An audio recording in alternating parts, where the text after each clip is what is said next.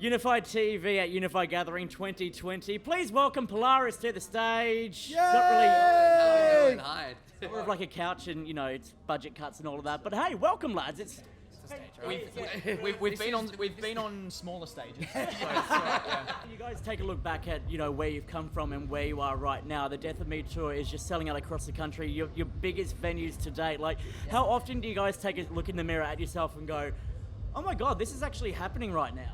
Every day. It's honestly pinching ourselves pretty much multiple times a day. Like, I still can't believe that we're doing the rooms that we are, let alone how the shows have been selling, and 3 of the shows have sold out, which you know, like, is awesome that's happening. Like, I never expected that to happen, you know. Like, I feel like every time like our team starts talking about, you know, what we're gonna do on the next tour, sometimes we're like, are you sure we can really do those venues? And we're always like, sitting there like, is that safe? Is that and then we've kind of learned to kind of be like, all right, let's give it a shot. And like every time we're surprised. But I feel like every time anyone says like, oh, congrats on this room, it's just like selling out or something, it makes me kind of stop and go, oh, that really, it's actually, it is happening, isn't it? Like, it's been amazing. Because obviously you guys will be more focused on the music, getting on stage, putting on an incredible show, that kind of thing. And you're like, oh, you know, 2 years ago we did like a sold out tour and we were playing like capped venues of like 300 people. Now you're doing like thousands. It's just insane, the progression of Polaris from where you've come from to where you are now. And who knows where you'll be in 2 years' time. It's a scary thought, but fuck, it's amazing. Thank you. I don't think anyone is as surprised as we are. Yeah. Yeah, big time.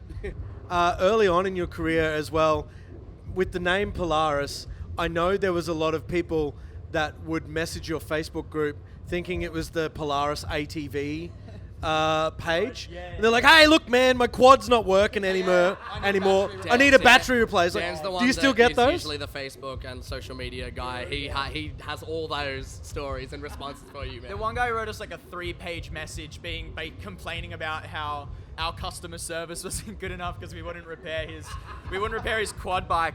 And I had to message him back and be like, dude, we're a metalcore band from Australia. Like, I'm really sorry. I hope your bike's all right. If you want to come out to a show, like, tickets are on sale. It's like buy our record. It's like cross promotion right then and there. Exactly that. You know, you come to the wrong place, discover a great band like Polaris, you've got a new fan. Yeah, well, you got to never miss an opportunity for the hustle, man. The hustle never sleeps. Exactly, that's it. Take note, bands. It doesn't matter how old or how young you are into the scene. You need to always make sure you are putting your name out there and getting people recognized, whether it be the wrong people checking in on your band, memes, whatever it might be. Like, it is incredible to see like where you've come from, where you're going next, and all of that. Do you guys still find yourself in that position where, I don't want to say like you feel like you've made it, that kind of thing, but you're always constantly second guessing yourself, or at this point are you? We're crazy people.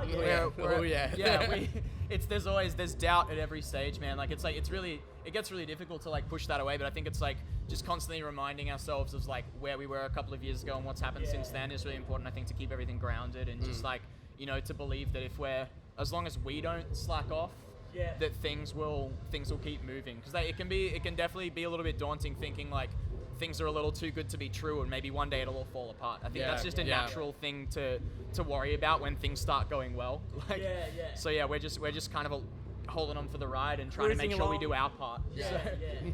Well, let's take a look back. The Mortal Coil, in my opinion, I'm going to go on record and say this, is by far one of the greatest metalcore albums of the past decade. So much so, fans have lapped it up left, right, and centre. Thank you. I'm not finished done yet, so hold on. It got yourselves an ARIA nomination, I should say, and has just projected you on a worldwide scale, that kind of thing.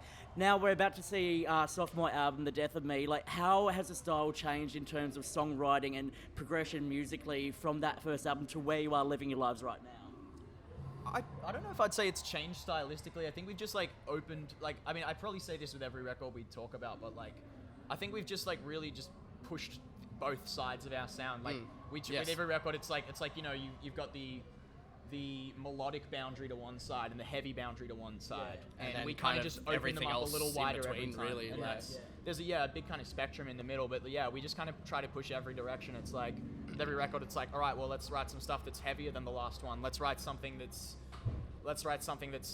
more catchy and vocal based than we've ever done before. And then I think just opening ourselves up to more new styles as well. Like, I was talking about this with someone the other day, that I feel like there's this weird thing with like people who play in heavy bands, that when you're young and you're a teenager and you start getting into heavy and hardcore bands, you have this like disdain for pop music. And like, and then you I get was one, older, yes. you get older and you grow up and you get out of high school and you stop caring about trends and you start just listening to music for what it is a little bit more. And suddenly you find yourself in your mid-20s playing in a metal band, listening to Ariana Grande and going, God damn, this production is Shout out to Ariana. Just or anything, man. Like, there's so much great stuff out there, I think, in the pop music world and in the mainstream rock world and in hip-hop and in everything else that you can kind of, like, once you learn to recognize, like, what's great about it, then it really opens up your palette to incorporate new ideas that you wouldn't have tried before. And I think there's definitely some stuff on here that we never would have even tried to write in the past.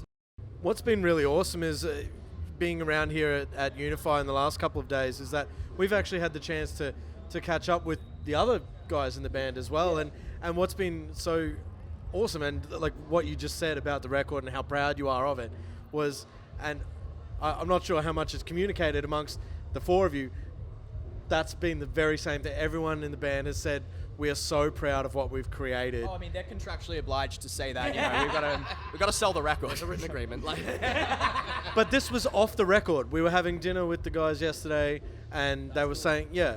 Oh, thank you. Well, I mean, I'm definitely glad that we're, you know, it is weird because, like, we're all, like I said, we get very up in our heads and we're our own worst critics. And when it comes to that stuff, you know, there's always a point in, like, whether it's in the recording process or just after the recording process where someone has doubts. And we all go through this cycle of, like, I love what we did. Oh, now I don't know if I do. Now I would have changed things. And then you need to kind of go through that.